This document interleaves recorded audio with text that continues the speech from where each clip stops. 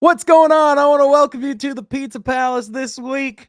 I'm driving this train. I'm your host, Sean Murphy, alongside my guy, Robert Winstanley. Yes. Robert, what's going on, brother? How you doing today? Not a whole lot, my friend. Just getting in the swing of things with the hockey playoffs and all that fun stuff. Dude, it's the Um, hockey playoffs. That's right. it is. And I'm like caught in a weird spot, right? Because neither of my teams are in it, right? Uh-huh. Being the Red Wings or the Golden Knights. And Mhm. actually neither are the Islanders, which was really, really disappointing all season long. But the fact that I don't have a true rooting interest, I don't know if I love that or hate it. Because part of me is like, well, this sucks ass. My team's not in it, so I'm a little bit less invested. But at the same time, now that I have no rooting interest, I can just watch all of the games and sort of Yep. just be like, yay. You Like, can I you, don't you give a can root shit for the who loses. chaos. Yeah, Yeah, it's great. Like, it doesn't even matter who loses at this point. so And dude, honestly, welcome to what it's been like being an NBA fan for the past decade plus for me. It literally hasn't mattered. Whoever yes. wins, cool. Like it's Yeah, you no, can just and honestly, I need to savor it as much as I can because I know that my true team, the Detroit Red Wings, are on their way. So I'm like, I need to savor this for however long this is going to last. And this could be the last year. We don't know. Because I'm like, as soon as the Red Wings start making the playoffs, it is going to be like, I need to all hands on deck. Like I am locked in on my wings, in the playoffs yeah, at that point. absolutely. So this is kind of exciting for me in some ways. I've got a few different teams that I'm sort of like loosely pulling for on some level, which is kind of fun because I have to root for something. Otherwise, I just can't watch sports unless I'm like sort of rooting for something, which is Right. probably why I have like 30 teams because I literally I have to have an investment. I can't just watch two teams play that I don't give a fuck about it. Like it's very hard. Right. But yeah, so no, I'm excited watching that.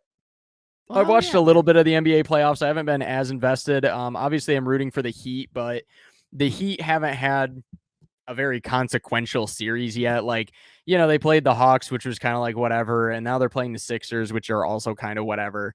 So Right. I assume that it's pretty much just a cakewalk all the way until they have to face either the Bucks or the Celtics, which is a nightmare. And then they're gonna So lose that series in 4. But anyway, yeah, Robert. exactly. So it's but- but Yeah. it's fine. Yeah. Well, Robert, we recorded a hell of an episode today. We did. Yeah, this is a pretty fun one. We had our guy Kory Woods, beat writer for the Detroit Lions from Woodward Sports, on the pod. Talk some wrestling, talk some NFL draft, talk some Yeah. basketball. It was a pretty darn good episode. And Yeah, he's a he's a good really dude, cool man. guy. I liked him. Yeah, that Yeah, was cool. yeah. Not only that, but also knows his stuff on the Yes, I Lions. was just Knows gonna his say, stuff on I football. honestly spent we both kind of did just spend a lot of the show just sort of sitting back and just like listening to him, which I loved. It was really, really interesting just being Yeah, able to get just this stream of consciousness out of him because he just knows what he's talking about. yeah. And yeah, you just learn a lot talking to him. So it's just one of those guys where I'm like, no, I'll just listen because this guy's got it. Well, and it makes you excited too, because it gives you a pulse on where Yes, the Lions are going and what the future is of the franchise. And it for just, sure.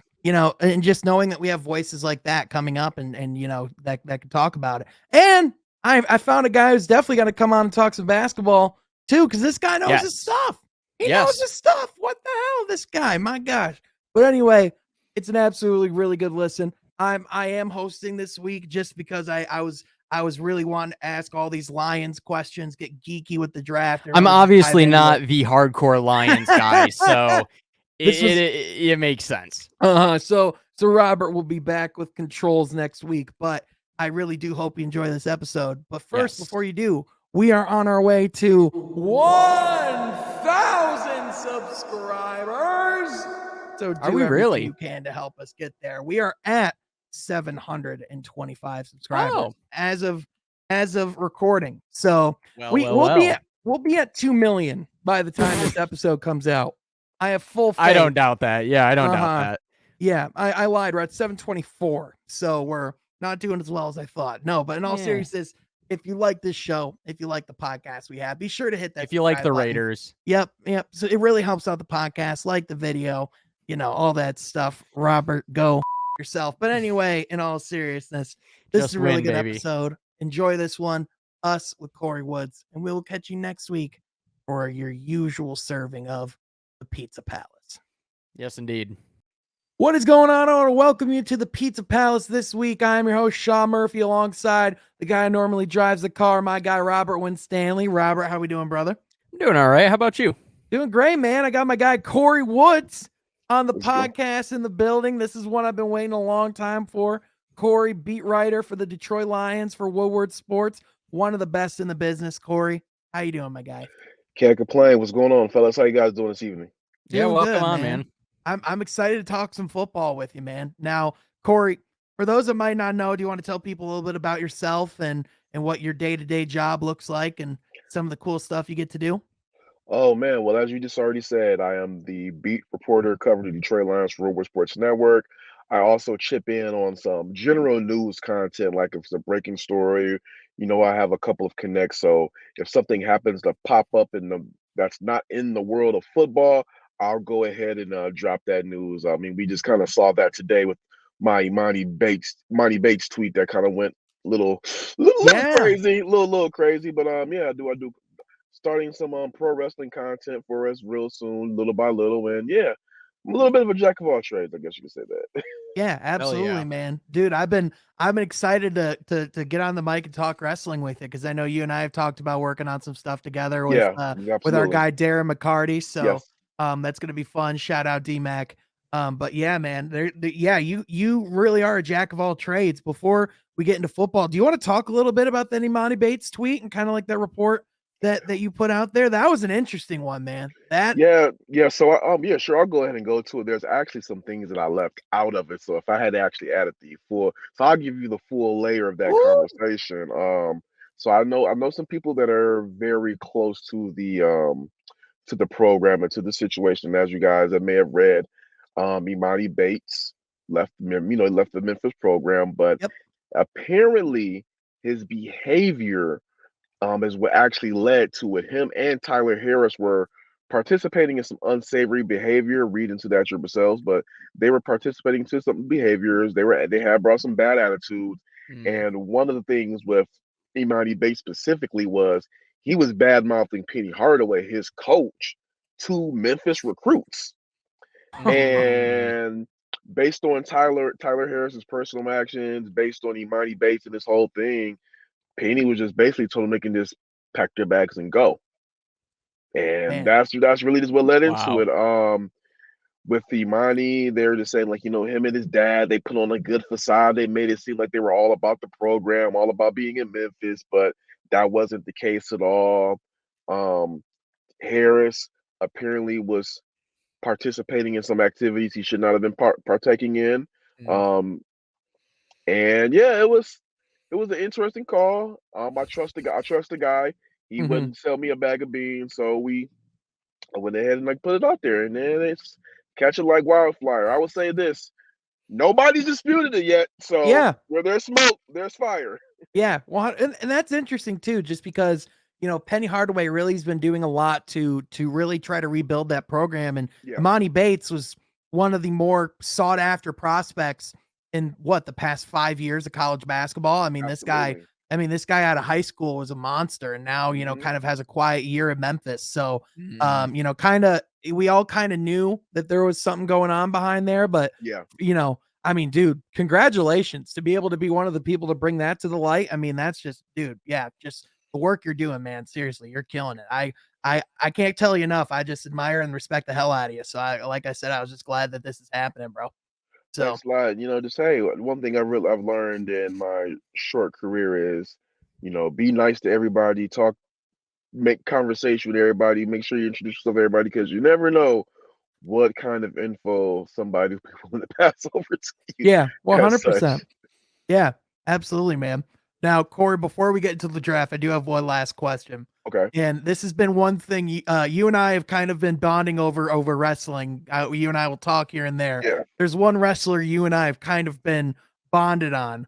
What the hell are they doing to our guy Pete Dunne, man? This butch crap. Like Robert, I'm not sure if you've seen or followed WWE on Twitter, but they turned Pete Dunne, one of the biggest badasses in the world. This guy who's this like British, like this old style British hard nosed bruiser wrestler, and Okay. they turned him in a comedic act where they literally just Photoshop him like in like random places. They're like, "Where's Butch?" And that's a whole joke gag. They have him with Sheamus. So Oh no! The minute you're working with Sheamus, it's over. uh-huh. Man, that's so unfortunate when they like. Honestly, like obviously, I grew up a huge passionate WWE fan, and then I fell off for a little while, and then got back into it. But after they completely fumbled Finn Balor worse than I've ever seen a company fumble a talent in my entire life, I was like, all right, I'm done with this shit. And ever since then, I have not went back. Like once they blew it with him, I was like, it's over. Kory, yeah, you I know you have I some don't thoughts, like to get man. into the Finn Balor talks. That's just a whole nother pain, Yeah. Yeah. pain, After that, I mean, pain. come on. Like you literally oh, yeah. So They yes, they they they dropped the ball on Finn Balor and they dropped the ball massively on the Fiend. So those Yes. are oh just yeah. two back to back Yes. ones. Making sense of the Butch thing. Yeah. So this Oh, is Pete Dunne, jeez. man. So this is what Pete Dunne Oh, looks I've like seen this normally, guy. right? Yeah, I've seen This this guy. this guy's a badass, like an Sure. absolute warrior. And then they have him going out and Butch is just this like freaking like what would you call it? Like an old like mobster, like looks like in a 60s Disney cartoon. Like this is his character is they have oh Yeah, my every Butch is time I Listen, see man, it. every single year that passes, the more and more CM Punk was correct when he said that the company's going to be better when Vince McMahon kicks the bucket. Like it is what it is, man. Yep, yeah, so Butch is this is what they Oh did to our no. boy. This is Look Butch. how they massacred my boy. Look what they've done to my boy. This I'll is make Corey. I'll try to make some sense of the Butch thing. For one, Triple H having his cardiac event, that's what they call it, his cardiac event. That was probably the worst thing that ever happened to anything Yep. and anybody and anything that's associated with NXT because once Triple H wasn't around, that means Vince got a chance to pay a closer look to it.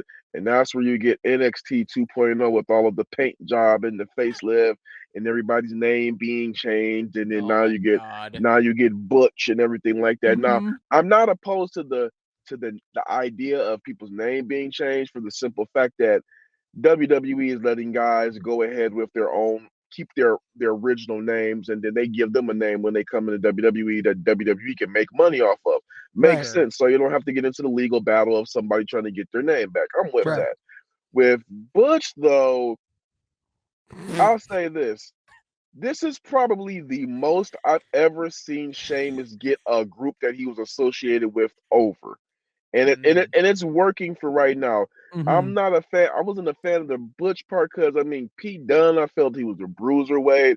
I felt that NXT was close to the real wrestling product that I Yes. kind of grew up on, and that I feel that people are really interested in. But Vince McMahon loves characters. Vince McMahon loves. He wants WWE to be Disney. He wants Yep. to be the Disney of pro wrestling. So I mean the Yep. Walt Disney of pro wrestling. So now he has it with his Butch. It looks like I would say this. Sorry. Pete Dunne is enjoying it because now he's getting that main roster check. For Mm. So sure. I'm pretty sure for at least for right now he's good getting six figures. Yeah, 100%. At the very least, he's being talked about and he's being showcased. Like at the Yeah, very least, you know, I'm sure he's fine with that. I mean, a lot of these guys they come to the WWE, this is their money run. You know what I Yeah. mean? So, yeah. Yeah. you know, so it makes total sense. I think, and I think, you know, yeah, Finn's a whole other conversation, but I would just say it's Finn's money run. So you know what? And I, Happy for him in that way. Yeah. He's getting the bag. So, Yeah. and I'll say this about CM Punk. CM Punk was right about WWE. I think WWE would be better when Vince McMahon is no longer doing the day-to-day operations. Having mhm. said that, he's now working with Vince McMahon light. So I Yeah, know that's kind of the thing with CM yeah. Punk. Like CM Punk, he gets it right, but then he also like doesn't follow what he says, so it's kind of like yeah, Well, so I mean, so yeah, it's I a little mean, whatever. But yeah, no, I I mean, was gonna say it is funny. They do want to be the Disney of pro wrestling or whatever. I'm like, yeah, with all of the racial stereotypes included. Yo. oh my gosh, that was a deep. That yep, that one. That's one where we're like, we're gonna go to the NFL draft now. No, I'm just kidding. I'm just kidding. Corey's like, Yeah, yep, you man, it's can't. brutal Nope. sometimes. It's like you The can't truth really say hurts. it. The truth hurts. The truth Yeah, it hurts. does. It does. There's Can been you way dig too it? many times I'm watching WWE and I go, man, we're still doing this, huh? I'm talking about from it doesn't have to just be a black thing from all stuff. Oh I'm like, yeah. did they Yeah. really just do that? Oh yeah, like especially like right after 9/11, they were like, let's just have like a bunch of Middle Eastern dudes be like literal terrorists, and I'm like, what are we doing? And Yeah. they literally ruined the Muhammad Hassan character. Oh That yeah, was so oh yeah. They were just like, oh, let's yeah. just throw everything, oh, if it's an Asian character, let's make sure that they have like dragons and this and that. And I was like, oh my lordy, I can't do it, You man. know what? It's so rough. I gotta say this. This did kind of bug me when Oscar came back last week and they panned to the one Asian kid in the crowd. I'm like, did y'all just look for one on deck? I'm Bruh. like, come on. I You swear just they do it stand every out. time. Like It's they picked it out like ahead of time. They're like, I that's know where we gotta go. that's what bugged the hell out of me. I'm like, come on, man. Dude, Come MLB on. has done the same thing a few times where I'm watching like the Angels or something like that, and then Shohei Otani's up to bat, and then they're like, ooh, let's show an Asian fan. And I'm just like, I mean, I get it, but I'm like, Jesus Christ. Oh, Yeah, It's just like, what are we doing, guys? yeah, Right. gotta love it, man. Well, Kory, you had a busy week last week with the Yeah. NFL draft. This is something that's been coming around for quite a while, and Detroit went in a pretty aggressive direction. First of all, I kind of want to know, when did you start on the beat? Like, was this like your first year on the Lions beat, or like have you been on the beat for quite a while? So I'll start in reverse and lead up to the Yeah. beat. So Hmm. at my previous employer, before Woodward Sports, I was covering the Lions for our sports section as a Okay. photographer and journalist. So I would Oh wow. be That's taking the dope. photos. I'll be taking the photos, and then after the photos, I'll write an article to accompany the story. We'll post it online, then we'll put it in our print edition because we print it once a week, weekly. Hmm. Well, we print it weekly. That was stupid. Hmm. And then when I got to Woodward Sports, I kind of took on a general assignment role. So I was writing about everything, Hmm. and I was able to, because of my relationship with the Lions, I was able to cover the last couple of games during the COVID year. And one thing led to another. They wanted to really put a big focus on Lions content. So Woodward Sports assigned me to the Lions beat. I'm going into my second season as a credentialed beat writer. I would get That's awesome. photographer credentials before, but now I'm recognized as an actual on the Lions beat. So this is my second year going on there. I have the same access that all of the other beat writers have. I'm still trying to grow my name and to kind of get more of those relationships, get those, Yeah. little secrets and info and all those Yeah, meetings. for sure. But yeah, right now, second year and loving it. Yeah, absolutely, man. So as someone that, That's really has cool. followed the Lions for a while, as someone that works closely with the Lions, what would you say has been different about this front office's approach? Because obviously this is the first time in 11 years that the Detroit Lions have traded up in the first round. This is the first wide receiver we've drafted in the first round since Calvin Johnson. So not just to trade up, but to trade up for a wide receiver means that they really saw something there. And obviously we talked for a while, it was the pick at 2, and then we knew we had the one at 32. And there was the whole thing of, oh, well, like the Rams winning playoff games is bad for the Lions. Well, obviously didn't mean a damn thing at the end of the day. That's why I'm wearing this Lions jersey. Shout out Neil Rule. Anyway, but what was so different about what Detroit did this year compared to years in the past? Well, what's so different about Detroit this year as compared to years in the past is that they have competent people making competent decisions. It is Mm-hmm. something that the Lions have not had before. You have a GM right now who, during his time with the Rams, scouted 23 Pro Bowlers. You have a Mm-hmm. guy who, when he says something, he owns up to it. A couple of weeks ago, when we were leading up to the draft, Brad Holmes said that he wanted to be aggressive in the draft. He wants to go get his game changer. He said this a couple of weeks before the draft. Yeah. What did he go out and do? And he He got his went out. game changers. He went out and got Aiden Hutchinson #2. I'm pretty sure we'll talk about that. But Mm-hmm. he then took 32, 34, and 66 and turned that into 12 and 46. Now, first off, we have to be realistic about this draft. Yeah. When you're talking about those top 5 picks, really we could go really from 1 through 7. any one of those guys really could have been the number one this year, and you For wouldn't have sure. been like, oh, okay, they messed up because it's real. The separation in talent wasn't there this year. There was no generational guy.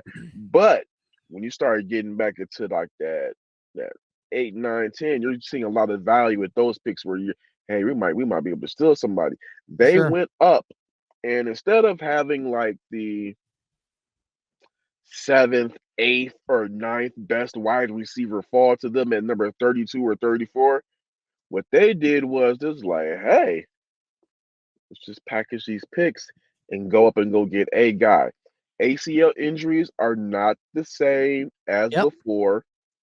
Science and technology have changed over the past, 20, 30 years. Mm-hmm. You're going to get a guy who, when healthy, has Tyreek Hill-esque speed. Rumors are that he's not even fully ready yet, and he's already running 4.4. So Dude, if this guy gets back to where he really was around that 4.2, 4.3 speed, then hey, it's going to look good. The Lions also do not have to rush him out there immediately. They right. have DJ Chark, Amon-Ra St. Brown, Josh Reynolds, Quintez Cephas is coming back healthy. You can realistically just let Jameson Williams just keep on rehabbing until week 6 or 7. The Lions are not. I don't want to sit up here and put a negative cloud on what they could do this year, but let's just be real. Right now, they're not going into the season saying playoffs, playoffs, playoffs. Right. So why rush this guy out there? He's a luxury. Mm-hmm. Why rush him out there? Let him get fully healthy. But to your point, what's different is they're having a great GM. I want to say great GM, a guy with great GM potential in Yeah. Brad Holmes, and that's why things are looking different in Ford Field. Sheila Ford Hamp, you got to give her credit. Mm-hmm. She's different than before. She's hiring football people to make football decisions, and if they need something, she's giving it to them because she does not want to be recognized as a loser. And you know what? That's what you kind of want from your owner of a football team. You know what? I don't have the answers, Yep. but I got the money to hire the guys who do have the answers. So you go out and you go get a Brad Holmes. You go out and you go get a John Dorsey. You go out and you um get a Mike Disner. You go out and go get people in these places to know the things that you don't know. I mean, Chris Spillman. That's what I was trying to say. Not Yeah. Disner, Yeah. Chris Spillman. And yeah. Yeah, absolutely. It feels really reminiscent as someone that, kind of started, I've followed the Pistons for years, started really covering the Pistons this year. It's very reminiscent to when the Pistons run in Troy Weaver, because it's that guy that, even though this is because very similar guys when you think about it, guys that are known for their eye for talent, guys that were first time GMs that were passed on for years, probably should have gotten an opportunity quite a while ago, and now we're coming into a situation where they haven't experienced winning in a minute, and they came in with talent depleted. You talk about how the Lions had the worst wide receiving core in the NFL going into last year. Now you have Amon-Ra St. Brown, Jameson Williams. You have, obviously not a wide receiver, but TJ Hawkinson when healthy at the tight end. That's a heck of a base, man. You So you you you go from having the worst wide receiving core in the NFL last year to having what, the second best in the North? I yeah. mean, outside of the Vikings with with Thielen and Justin Jefferson. Mm-hmm. Yeah. I mean, Yeah, with Devontae Adams leaving Green Bay, yeah. yeah. Mm-hmm. I Sure as mean, heck better than whoever Aaron Rodgers is throwing to this year. yeah, Mm-hmm. I yeah. literally So, can't name their top wide receiver. Like, who the hell do they have, literally? ooh, They got I who? wanna Like, I wanna say I could be wrong. I wanna say they got Sammy Watkins, yeah, they have but Sammy Watkins. Do They have they? Sammy Watkins. yeah, Yeah. but Cool. that ain't Sammy Watkins. That's what I'm Yeah. saying. Like, cool. We have like an 80-year-old Sammy Watkins. Sick. Yeah, so it's Yeah. Jeez. 100%. Yeah. That's 100. brutal. That's brutal. Now, speaking of game changers, you alluded to him a minute ago. Aiden Hutchinson, the guy we took number 2 overall. Now, Kory, I'm pretty sure you had the same intel that I had, that there was a general sense. I was at the Woodward Sports offices, and there were some rumblings that the guy at 2 was going to be Kayvon Thibodeau. And there was a general sense that at one point that seemed like that was the pick. So when I heard Aiden Hutchinson, my initial reaction was shock, even though it was the least surprising pick when you really look at it. I mean, for Detroit to take a risk that they did at 12 to go and get a safe guy, a sure thing, Aiden Hutchinson, who's probably the consensus number one. Like, if there was a consensus number one, even though there really isn't, like, Aiden Hutchinson's probably that guy just from the intangibles, just from what he did in college. Like, if you put everything together, Aiden Hutchinson was probably the number one guy on a lot of teams' boards. And so for the Lions to be able to go and get him, I want to know what your thoughts were, because you were a guy that, I know that you had Malik Willis at 2, and then obviously his fall, like when we traded up for 12, I thought that was going to be the Malik Willis pick. But, first of all, what are your thoughts on Aiden Hutchinson? And then obviously we'll get into Malik in a minute, but yeah, what were your thoughts on what the Lions did at 2? Well, it's two parts of the Malik Willis. I was for Malik Willis if the Lions thought they were his For guy. sure. If Yeah, you think he's your guy and you want to go get your quarterback of the future, hey, go get him now and don't try to play the waiting game later. exactly. But I also said if they were going to go edge, I still didn't say Aiden Hutchinson. I said Kayvon Thibodeau. Yeah. I said if they're going to go edge, get Kayvon Thibodeau. And the fact that they went Aiden Hutchinson, I still think it was an A regardless. Whether they got Aiden Hutchinson and Kayvon Thibodeau, I think it was going to be an A pick. I liken both of them to more so like, do you like Coca-Cola or do you like Pepsi? If you're in Yeah. Detroit and you're talking about Coney Islands, do you like Lafayette or do you like American? They're basically they're gonna get the job done in their respective things. It's more so about personal preference. Yeah. And for me, Aiden is the guy where day one you can throw him into whatever scheme the Lions are going to be running. Aiden Hutchinson is going to be a day one starter. The Mm-hmm. way that Aaron Glenn, I'm okay. You saw him when he was smiling coming up. We saw him smiling and happy at the podium. You didn't see him walking up to the podium. It could have been pitch black in that reporter's room, and Aaron Glenn's teeth would have brightened up the room because the man had a tattooed smile on his face talking about Aiden Hutchinson. And I'm a really big person on verbiage. He said that we deserve this player and this player deserves us. And Mm-hmm. I was just trying to decipher what that meant. And then only thing I could come away with is schematically, he's a guy where they feel he puts them in the best chance for that defensive line to succeed, and the packages that they're going to put him in is going to make him look successful instead of just trying to have him do something that he's not great at. And the thing is, he's really actually pretty great at a lot of different things. They're going to put him in the best position to succeed. The Lions drafted on the next gen athleticism scores for defensive ends. They Mm-hmm. drafted 1 and 2, Yep. Aiden Hutchinson and Josh Pascal. So it's like, can you, if you like Kayvon Thibodeau, okay, it's preference, but can you really say, oh, Brad Holmes messed up by getting? You don't know yet. I mean, it's a slam dunk pick. Time will tell if it's going to be the right pick or not. Right. But I mean, hey, I think Aiden's going to come here, and it's going to be a really really special thing. I will say this: at first, I was starting to think it was Kayvon because Kayvon went out and he dispelled those reports of the Lions were not fans of him. Dan Campbell wasn't a fan of him. He said that everything seemed really good for him and kosher. But you know what the thing is that I kept looking at is Kayvon kept talking about how much fun they had in their meeting, Yeah. and that's what he led with. And Aiden, when he talked about the Lions, what he led with was football Yep. and then life. And you're That's the talking football, you're talking life, and that's what you're leading with. One guy leading with he had a good time. It's just like, okay, the Lions went. If I'm just outside looking in, just basing off of what they said, right. Lions went with the guy who they felt like was their guy. And you can't get mad at that. No, I no, felt like no. from the outset, Thibodeau, it made the most sense to me that he was going to be a Yeah. Giant. That's just the feeling I had well before the draft. I was like, oh, he's going to be a New York Giant, which good luck. But No, it's cool. Like, because even though I'm not like a Michigan fan, it is kind of cool what we've seen with now the Red Wings and also the Lions. Getting a guy that's a homegrown talent is really cool. Like Dylan Larkin, obviously the captain of the Red Wings, played for Michigan.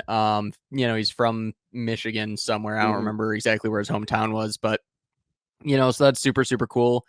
And then now the same thing with Aiden. So it's kind of neat to see that we've now kind of begun to sort of get our next generation of Detroit talent here, locally is really, really cool. Well, and the fact that he wants to be here too. The Right. fact that he talked about the entire draft process, this was where he wanted to be. Right. So which you would assume as a hometown guy, that's what you would hope for, anyways. But yeah, and for him, it's probably not going to be. It's not probably not going to be a hard transition. Like, okay, I've played my. Just think about that. You've played your entire life of football, at least until no matter who knows what happens when his career starts after the Lions, but yeah. up until your first Lions contract ends, you would have played your entire life of football in Michigan. right. Yeah, if all which goes, is so cool, man. Yeah. Like, man, if all goes well, I mean, assuming you Yeah. play well, you can be a Lion for the rest of your career if you Yeah, get so sacks. Yeah. and especially with our weather and this and that, and also, obviously it's no secret that Michigan isn't exactly like the most glamorous place in the universe. So it's like there's some guys that come from, Southern Cal, or maybe they come from Florida or wherever it may be, and they're kind of used to a very, very different environment. And then all of a sudden it's like, oh, I have to go to Michigan. It's like, oh, geez. Like, it can be kind of a hard transition for some folks. And so yeah, it does help just in general when you're drafted by a team that's in an environment that you're used to. It's like, okay, sweet, let's go. But even then, he grew up with the 0-16 team. He saw that, and he Right. talked about Yeah. how he That's wants to right huge. that wrong, and he wants to bring winning to this franchise. So just to have guys like that just understand it, I mean, that's great. You talked about it too, Kory, about having Pascal on the other side too. Detroit, potentially getting two starting edges in this draft. Yeah.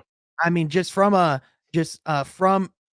strategy standpoint, just from what Brad Holmes did, what do you think realistically Lions fans can expect from this defense next year? Because it surely looks like it's going to be more aggressive. That's for sure. I think I think a realistic expectation is you at least want the Lions to have a middle of the pack defense. Right. Because if they're like you're somewhere between 15th and 18th ranked defense, take that for that year because you got to think last year they were league worst. Yeah. They were one of the worst in the league. So if you can get a middle of the pack defense, and guys can stay remotely healthy, then hey, that's really good. It's a They great got nowhere to combination. go but up. But if they go anything above middle of the pack, oh, that's house money. Yeah. That's house money. So I'm and the thing is not having low expectations, just thinking like, yo, to go from worst to first is kind of hard. But if they Oh, can yeah. go from worst to middle of the pack, you can win games with the middle of the pack defense. Mm-hmm. Yeah. 100%. And I think And the other thing also, and I want to add one more thing. oh, for sure. Health has to be a really big thing for the Lions this year because you got to think last year they were every team faces injuries, but it was just like at least per week it felt like a Lions guy was going down for the season. So now they're gonna have a lot of guys coming back, and they added guys. So that depth, I'm confident in their depth, and I'm now going to be even more confident in their coaching structure on the defense because Aaron Glenn and Aubrey Pleasant really turned it up on that second half of the season. Yeah, absolutely. I mean, you even talk about last year with the health, like we were in a practice squad secondary by week 4. Like, Jeff Okuda going down like week 2 was just or it might even been game 1. Jeff Okuda went down game 1. That's right. Ifeatu Melifarmo went down game 2. Mm-hmm. Yeah, there was definitely games last year where the Lions were basically a USFL team. Oh yeah, I mean they were picking up guys off the street. I will say the one blessing in disguise of all of the injuries was Amani Aurier stepped up, and now you know what you got in him. So, I mean, and they added more guys, so it's just like you got Amani coming back, Jeff coming back, um, if he's going to be there, Jerry Jacobs. I mean, they brought in Mike Hughes. I mean, then the Lions are working with some guys this year. We just need them to stay. They just need them to stay healthy. Yeah, 100%. I think another thing too, you look at these guys that we drafted this year, 7 out of 8 guys we drafted were captains on their team. I mean, you look at the Dallas Cowboys. I mean, they've had some history of drafting some guys with some character issues. You look at, and obviously like some teams, some teams feel like they can take that risk and they have the culture where they can bring that in. That's fine. But I mean, one thing you notice here, I can Brad tell you Holmes, it doesn't work. well, Brad Holmes, it's like, yeah, he's a Being Raiders a Raiders fan, Yeah. it doesn't fucking work. But I mean, but looking at what the Lions are building, it's like this is looking more and more like a locker room that guys would want to be a part of. I mean, even look at the foundation. You're telling me you don't want to go in a locker room with Penei Sewell, Dan Campbell, and Aiden Hutchinson? Like that's a hell of a base for a locker room. So What the Lions are doing is they've created a new culture around the team. One that actually was being created. I'm not trying to go into the advocating for the guy's job or anything like that, but when Jim Caldwell was around, the culture around the Lions facility was better. I'm giving some info. This is from people that worked there. They enjoyed coming to work. Getting people to come to the Lions was pleasurable. When they got Bob Quinn and Matt Patricia, that's when work became a real grind. Players didn't like playing there. People that worked at Allen Park in the facility did not really care for it there because it was such a toxic culture. So that's why those guys got booted out. And right now, you're starting to see a change in the culture. Now, at the end of the day, what matters the most is that the Lions on-field product is, worth watching. right, But they're building from the ground up a brand new culture, a brand new identity, slowly but surely. And they're not trying to. The reason fans should buy into it is because they're not doing like years past, trying to put a band-aid here, a band-aid here, a band-aid here. Last year, the Lions just said, "Hey, we're about to suck for a while for real." But it's because we're tearing this all the way down to try to build it back up, to build something up correctly. We don't have nothing to build back up. We're trying to create something. And I mean, hey, more power to them right now so far. Year one, I felt it went well towards the end when they made the changes. They made the change from Anthony Lynn to letting to Dan Campbell calling more of the plays with the influence of Ben Johnson. You start to see Jared Goff get a little bit more comfortable towards the end of the year. I mean, you got to think by week 3, he lost the receivers he went in camp with, and he had to throw to his 4th, 5th, 6th, and 7th options for the rest of the season. Yeah. So if things go right, they're doing something. There's no reason we should be a 3-win football team this season. Absolutely not. I'm thinking they went 3-13-1 with a team devoid of talent. Yeah. Let's be real about what that was. They went 3-13-1 with a team devoid of talent. Yeah. I think at bare minimum, I think that 6 to 7 wins should be the basement. Agreed. The basement. And then everything else is just everything else, anything above 6, 7 wins, that's a pretty good season based off of how they're building. Yeah, for sure. So you're saying like that they should likely be a 500 team?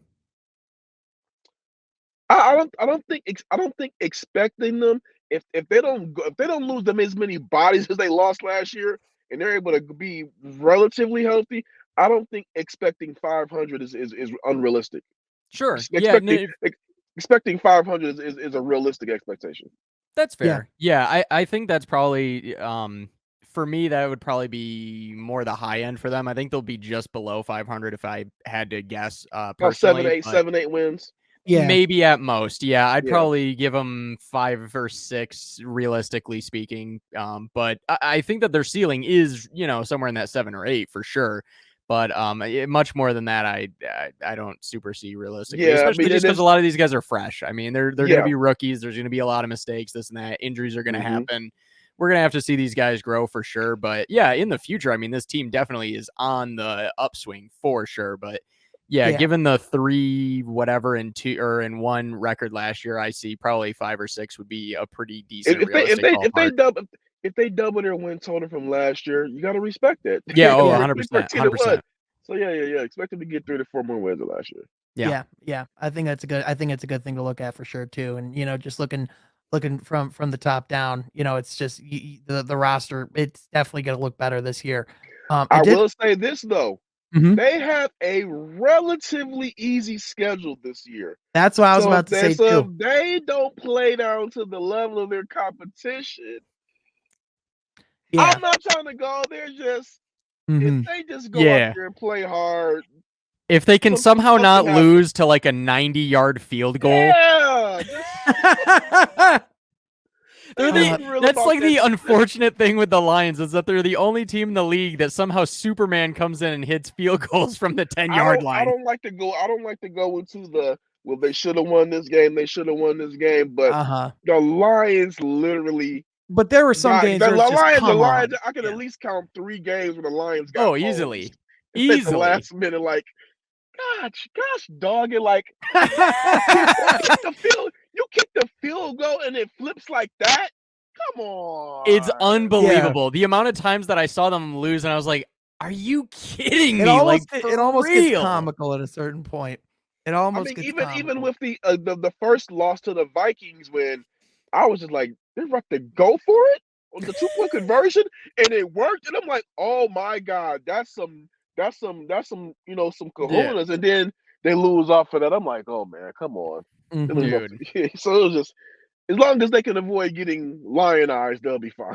Yeah, that's exactly 100%. Why unfortunately I look at 5 or 6 wins and go, that's probably about what it'll be, because it's like it could or should be around 8 or 9, but it's like, just knowing the Lions, there's going to be all of these stupid games that make absolutely no sense, and it's going to just be infuriating. It's just the NFL creates rules and creates some kind of voodoo magic anytime the Lions step on the field.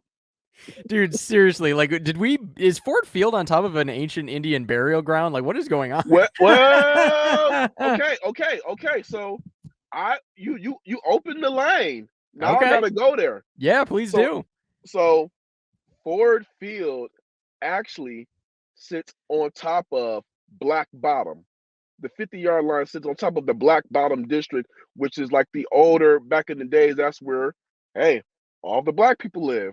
That was where we had our own movie theaters. We had restaurants and everything like that. And then they came and tore that down and put 75 right through there. So Ford Field actually sits on the 50-yard line of Ford Field, actually sits on top of Black Bottom. Look it up.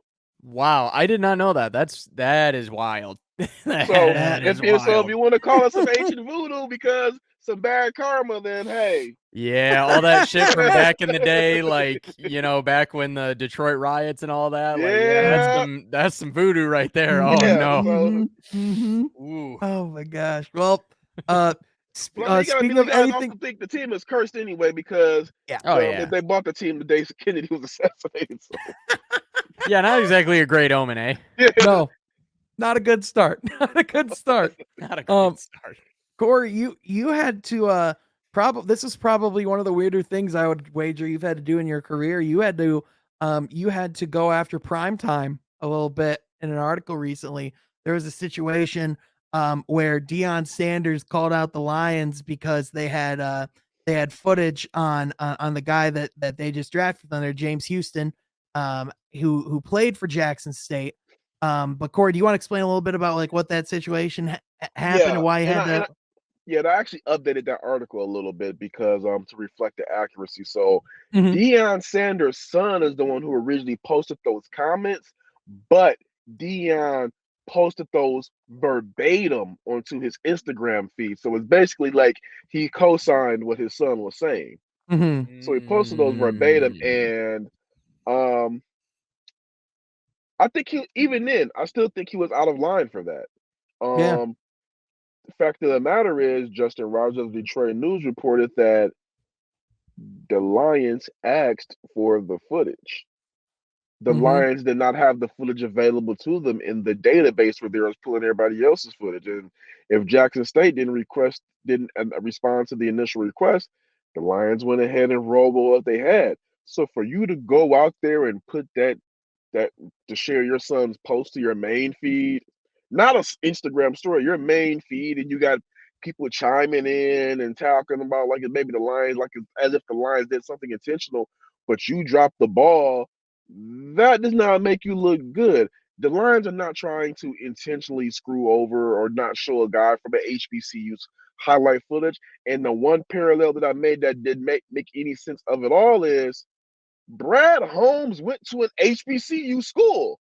He Right. went to North Carolina A&T. So what? And I don't know how familiar you guys are with HBCUs and the camaraderie, but it's a really close knit group Right. community, regardless of the college you went to. So Right. why would an HBCU graduate who's the GM of the Lions, he's about to pick his first HBCU player under his tenure, the first one the Lions have had since 2013, the first HBCU player picked under Primetime's time at Jackson State. Why would he not showcase those highlights? If anything, that would be a proud moment for Brad Holmes.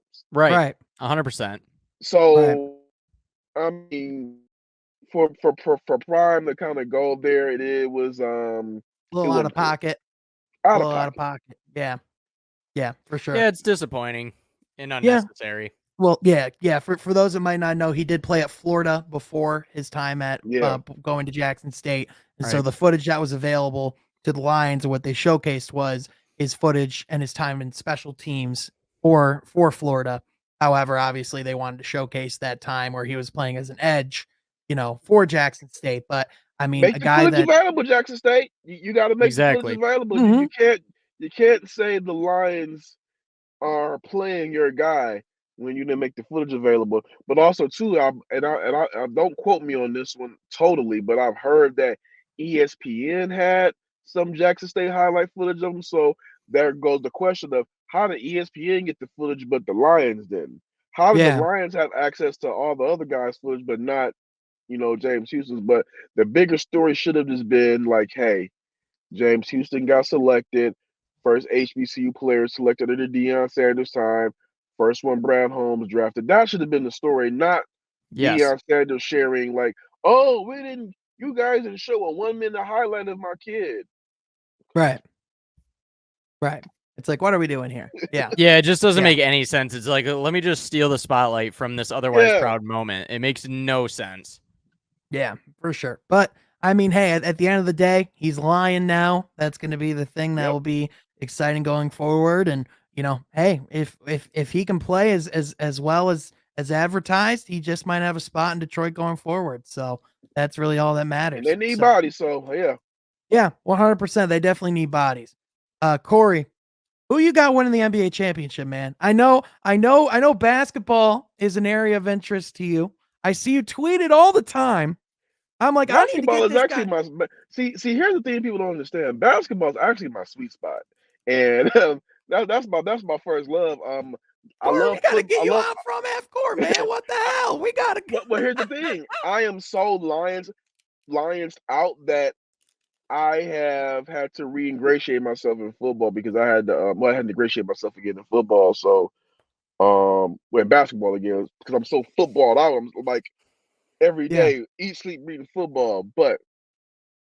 I still got it in basketball. I still know what I do. But to answer your Yeah. question, who's winning the NBA championship? It's tough, man. There are multiple teams this year that you can make a genuine case. There's days the Warriors look like they're unbeatable. There's days the Suns look unbeatable. There's day the I would say the Bucks and the Celtics both have looked championship material at this point. It's insane, man. It's really hard to pick because, and the thing is, I love it. I love the Mm-hmm. fact that I no longer know who's going to be in the finals anymore. This Mm-hmm. is as wide open as last season. I kind of felt as things were nearing that the Bucks were going all the way, and I had a feeling that the Suns were going to go all the way. Right now, this year, I really don't know that. But if I Yeah. had to say, if everybody stays healthy, I'm gonna stick with my pick. I'm going Warriors Celtics. Woo! I like it. I like it. Warriors Celtics would be a pretty awesome finals, if I'm being honest. I think that Yeah, that'd be entertaining. on the West, as long as the Warriors just stay healthy, again, that's Yeah. my caveat. If the Warriors stay healthy, they're just so battle tested. They've been here before.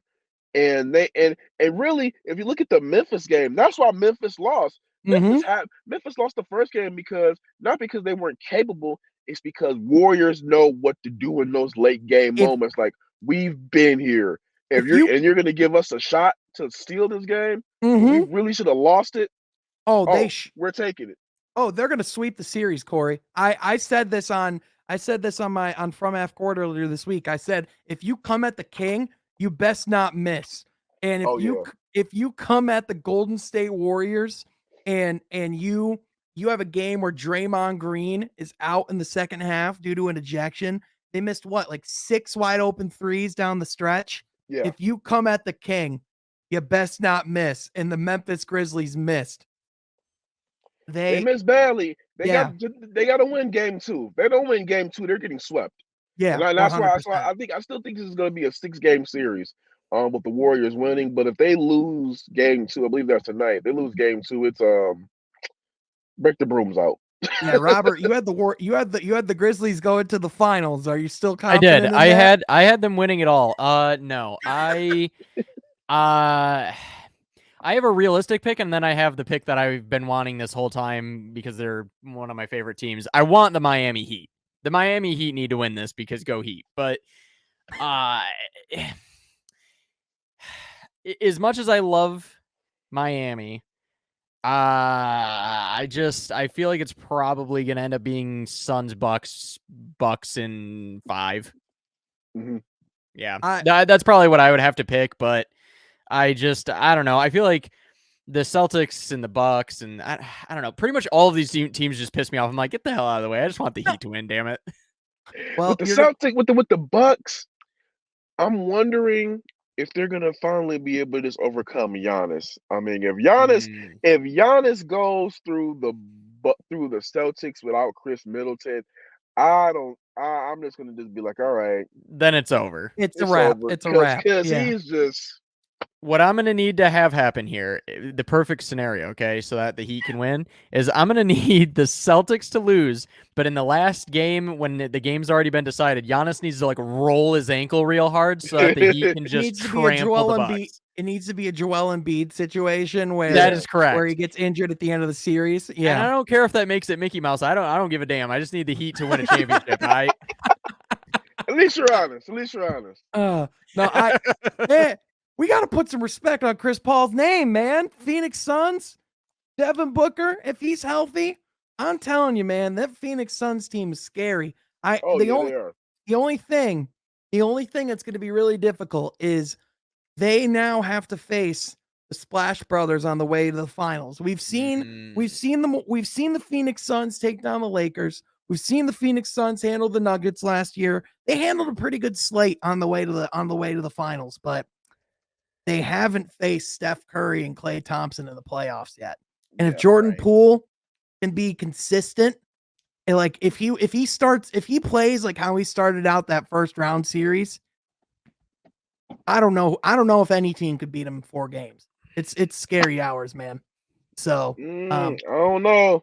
but Chris He, Paul, man, he's getting better. It's kind of insane. He ages like a fine wine. The man's the point god. yeah, what Chris Paul did last series that goes off Pelicans was just something special. And he showed, I mean, I think that's probably why Devin Booker didn't even really get serious MVP consideration because, hey, look at what Chris Paul is doing. It's just like he's defying the odds at his age. Mm-hmm. And that's also another thing too you got to consider about the Suns is that's like I think that this is Chris Paul's realistic last chance at getting a ring. This Like is Yeah, this it. it last, is. This is the this last is it. dance. Like, yeah, this This is is it. it. I thought that he was gonna get it last year, but then Giannis just because Giannis was not supposed to finish that series after that injury. Then he just goes and I don't know. I'm still trying to comprehend. I mean, it's crazy. I picked the Bucks to win that series last year in 6, and I'm still trying to comprehend what the hell Giannis did. That game 6, that 50-point That was like the greatest. That was the greatest closeout performance I've seen by any player. that is the most single-handedly dominant game I've ever seen. Like from 4 quarters, there was genuinely Easy. nothing anyone could do Nope. to stop him at all. Nope. No. Well, Kory, now that I know that this is how big you are in man, you got to come on more, man. We're definitely Just ask me, man. Just ask me. Yeah. Like I said, today I creeped to you now. Like, hey, you hit me up, and I'm just making sure I got my stuff done so I can go ahead and hop on. So yeah, anytime you want to give me the hop on, I'm with it. I love basketball. I'm about to go in here and get ready for the games in a minute. Absolutely, man. Dude, wrestling, basketball, football, man, you know, that's the way to my heart, Kory. And you got all 3 in spades, dude. So seriously, I appreciate you, man. Thank you so much for hopping on, bro. This was a ton of fun. And dude, follow Kory Woods on Twitter, man, because the things that this guy's doing, he's killing it. So Kory, seriously, bro, appreciate you a ton. Oh man, thank you for having me on. For real, just hit me up. As long as I'm not at OTAs, I'm good to go. Absolutely, man. Well, Kory, you have a good night, dude. All right, you two, you guys have a great one. All right. Have a good one, man. Catch you later, man.